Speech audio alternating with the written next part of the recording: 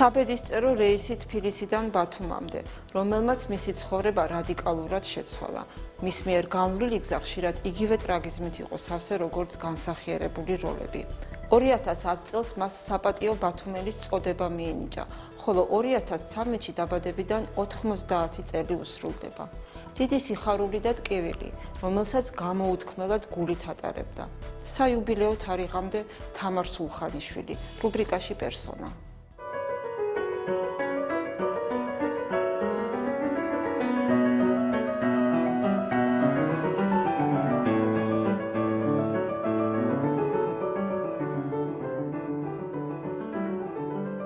დავამთავრე სკოლა და გადავწყვიტე, რომ შევსულიყავი თეატრალურზე. სახლში რო შემეკითხენ, სადაპირებ შესვლასო და მივუთხარი თეატრალურზე მეთქი. გაუჩეული ვარ. ჩემს ხელში გაიზარდე და ერთ სკამზე რომ დაჯდები, მეორე სკამზე გადასვლა გიაუხერხულება და ხარ ძალიან მორილდებულიო და რაღაცა და შენისათვის ასეთი ხასიათის მქონე არ გამოდგება მითხრა. აღარ მე მოიჩენ რა ვიცი მეთქი მე ვთხარი ვცდი და თუ არ გამიმართლა მე მომნახავ ჩემს გზას მეთქი შევტიფე ჩემი საბუთები რაღაცა და მივედი კანცელარიაში ვიღაც ხალი ზის იღებს საბუთებს და ეს საბუთები გამომიბრუნა აქეთ ხარეს მე ვთხარი რას ნიშნავს ეს მეთქი მე ვთხარი წავიღო არ გჭირდებათ მეთქი მე ვთხარი წავიღო ეს საბუთები და არა დაჭირებით როგორ არ მჭირდება მაგრამ ახლა თქვენო გამოცდაზე ვერ გაგიყვანთო. რატომ მეთქი მე ვთხარი და იმიტომ რომ 16 წლის ახართო და 17 წლის ასაკამდე არა გვაქვს უფლება რომ მივიღოთ სტუდენტი. ვაიმე შემეშინდა, ნუ ესე იგი არ მაყვადებინებს. გაიცათო ბრიტანიო გახდები 17 წლის მივიყვანე და კი ბატონო უარს ვერ გეუბნება. წავედი, მაგრამ მთელი ის საღამო, მთელი ღამე თვალი არ მომიხუჭავს.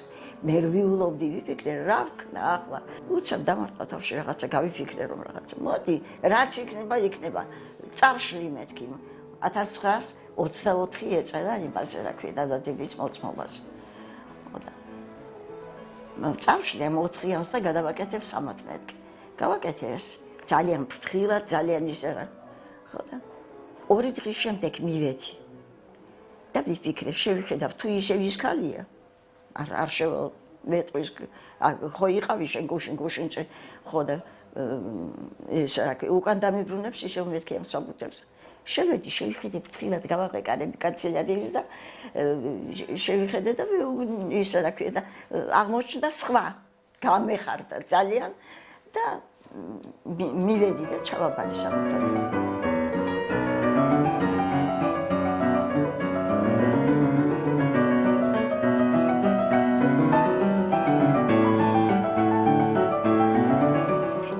პერიოდში მუშაობდნენ რუსთაველის თეატრში მთელი 2 წლის განმავლობაში იოსებ ყობალაძე და ბუხუტი ზაქარიაძე.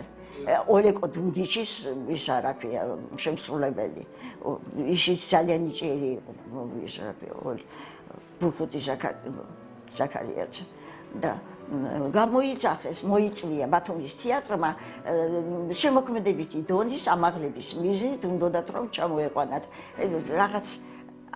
რაღაცა უშლიდა ხალხს არ იყვნენ ახლა თქვათ მაგალითად იმ დონის მსახიობები პერიოდში რომ მათ ეთავათ რა ქვია თეატრის წაყვანა და შემოუთვალეს მე არჩილ ჩხარტიშვილიც რომელიც ნამუშევარი იყო ბათუმში ისიც ხო და წელს ახლა წლის ბოლო იყო უკვე და დამთავრებულებიდან ახალგაზრდებიდან თუ 1-2 გამოგვატანთ არ იქნება ცუდიო ესეც დააყოლეს გამოვიძახეს და მითხრეს რომ უნდა წახვიდე ბათუმში მოვიკე თავი მოვიკალი როგორ საიდან რატომ მეთქი მე ვთხარი მე იქ არავინ არ მყავს ნათესავი არ მყავს ნაცნობი არ მყავს მარტო როგორ წავიდე სახლი არ მაქვს კარი არ მაქვს ჩვენ ვიქირავებთო თუ რა ვიცი რაღაცა ერთხელ ორჯერ სამჯერ მე უარს ვამბობდი სასტიკი მთელი თვე უარს ვამბობდი მივედი თუ არა მომწეს ირინეს ბედნიერებაში ირინეს როლი პირველი და მე მგონი რომ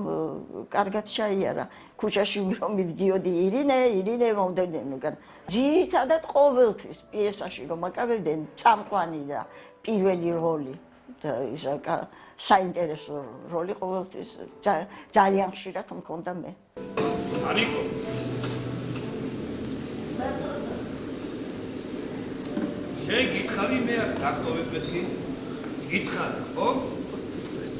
მოდი შენ მე არსად არ გაგიშვა არ დაგიშვა ვიცოდა ვიჯოსოფმა რომ მე პატრონი არ მყავდა მარტო ვიყავი და მიქირავეს თეატრმა მიქირავა ბინა გვიან ვამთავრებდით იმ დროს ძალიან გვიან ვამთავრებდით რეპეტიციებს ხანახან გათენებამდე ქონდა ხოლმე მიმიყვანდა ჩვენ სადარბაზომდე სადაც ვიყავი და თვითონ წავიდოდა და ბრუნდებოდა და რა ვიცი და მე რაღაცა ნელა ხო ისე ფიქრობდი ეს რა კარგი ნუ როგორც პიროვნება როგორც ადამიანი რა კეთილი ყოფილა მეთქი როგორც ზრუნავს მე ბავშვები რო შემეძინა და მე იმის საშუალება არ მქონდა რომ ამეყვანა ვიღაც და დამეტოვებინა აბა აქ არავინ არ მყავდა არც მას არავინ არ ყავდა დედა არ ყავდა მამა არ ყავდა ობლად გაიზარდა იოსოფი და მე ვთხოვეთ ჩვენ თეატრში რომ ერთად შეეცადეთ რომ ერთ სპექტაკლში არ მიიღოთ მონაწილეობა იმიტომ რომ მე ვის დაუტოვოთ აი ჩვენი ბავშვები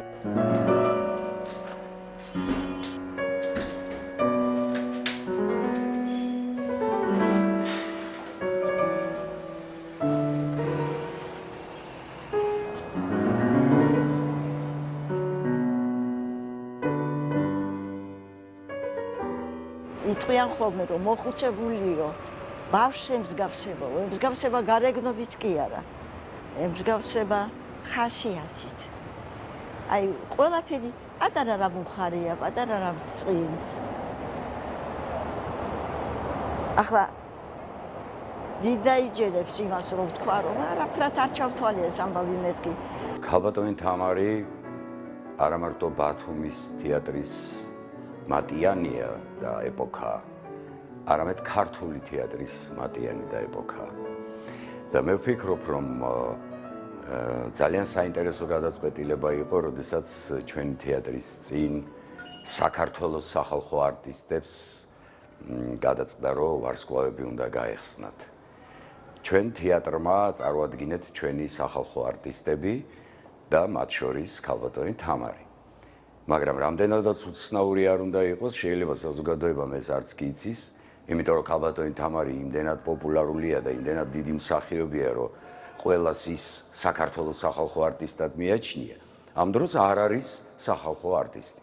მაგრამ საქართველოს თეატრალურმა საზოგადოებამ, აჭარის თეატრალურმა საზოგადოებამ, თელმა შემოქმედებითმა ინტელიგენციამ ერთხმად დაუჭირა მხარი, რომ ქალბატონი თამარის ვარსკვლავი აუცილებლად უნდა ყოფილიყო თეატრის წინ დასმული და გაკეთებული. ეს ნიშნავს პოპულარობას, ეს ნიშნავს მაყურებლის სიყვარულს, ეს ნიშნავს მისი ღვაწლისადმი ყველას ამაღლებულ დამოკიდებულებას. ქალბატონი თამარი ამიტომ უნიკალური მოვლენაა და ამიტომ არის ქართული თეატრის ისტორია. 70 წელი ხდება, რაც თეატრში ვარ. 99 წლის ვარ და 90-ის ხდები ახლა თებერვალში. რა დარჩა. აი ეს ბოლო წლები იმის ნოდარ დუმბაძის მეებები ელიკო და ილარიონი რომ არის ეს რა ქვია. თქვი რომ მოდი ერთი აღვადგინოთ მეთქი, აბა მე ახალგაზრდებს ყოველ ვითამაშებ. ხო და აღვადგინოთ მეთქი. ვის რა თუ ნახვა შენი ბებია და იგიო რა ქვია. და თვითონ თეატრში დაიწყეს ლაპარაკი ამაზე. მაგრამ მე მაინც მევიფიქრე, გადავწყვიტე ახალი სცენარი დამეწერა და მაქვს დაწერილი. მაქვს სცენარი ქართული შოუ ნოდარ დუმბაძის მეებები ელიკო და ილარიონის მიხედვით. ასეთი სათაური გავუკეთე. და ახლა ველოდები იმის ჩამოსვლას, ჩვენი რეჟისორის ჩამოსვლას თბილისში რაღაცა. წავაგიხებ, ერთი მაინტერესებს მისი აზრი რაღაცა და მინდა რომ ეს სპექტაკლი დაიდგას. მე იცით რას ვფიქრობდი, რომ ბებიასაც ვითამაშებ და იმ მართა დეიდასაც ვითამაშებ მეთქი მეორე მოქმედებაში. ხო რა. და ეს იქნება ჩემი ბოლო გამომშვიდობება.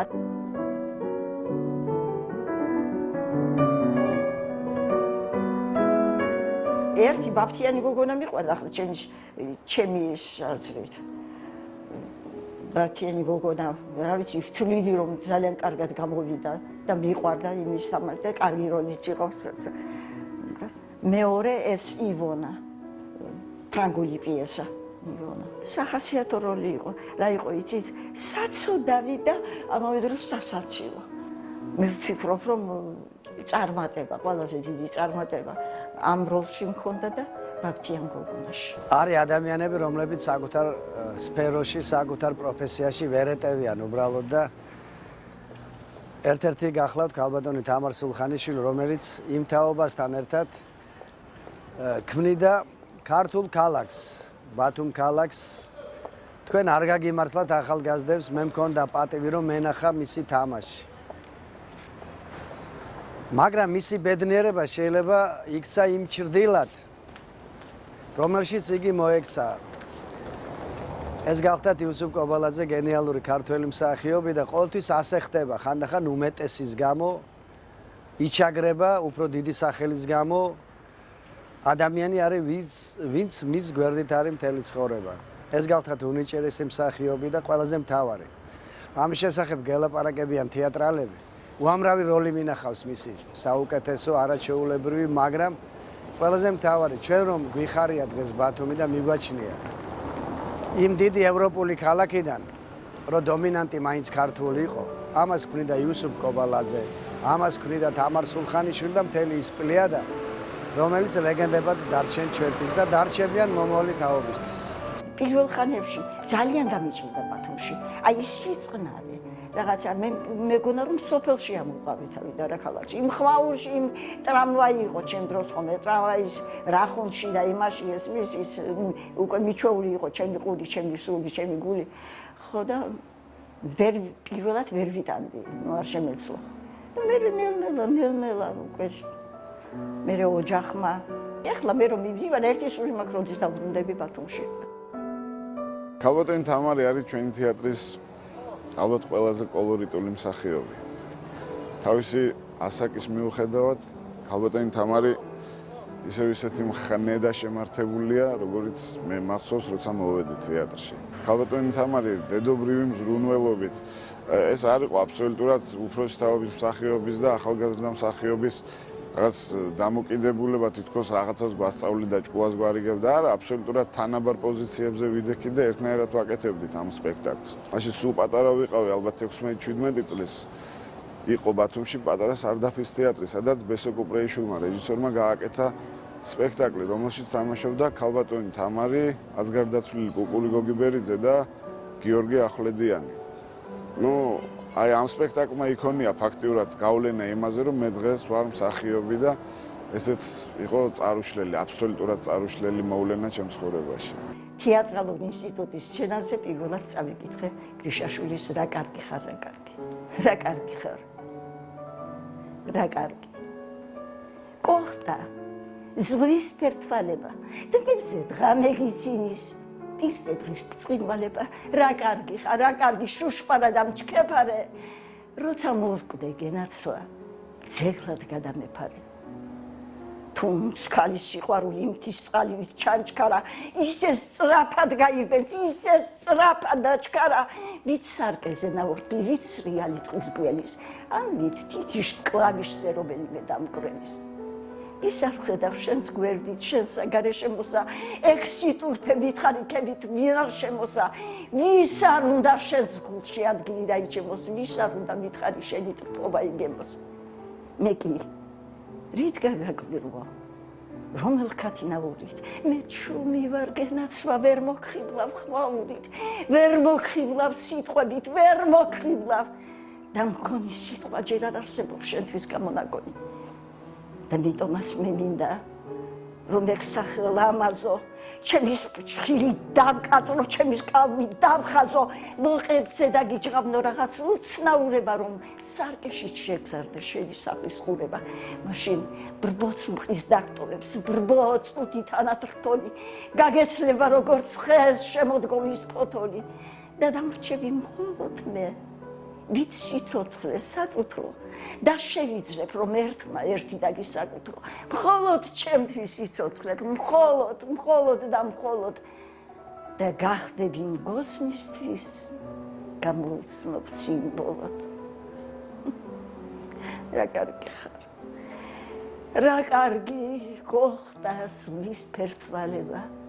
მეთქმებზე დღამეგცინის პირზე დღის ბრწყინვალება. რა კარგი ხარ, რა კარგი შუშპარა და მჩქეფარე. როცა მოვკვდე გენაცვა, ციკლად გადადეფარე.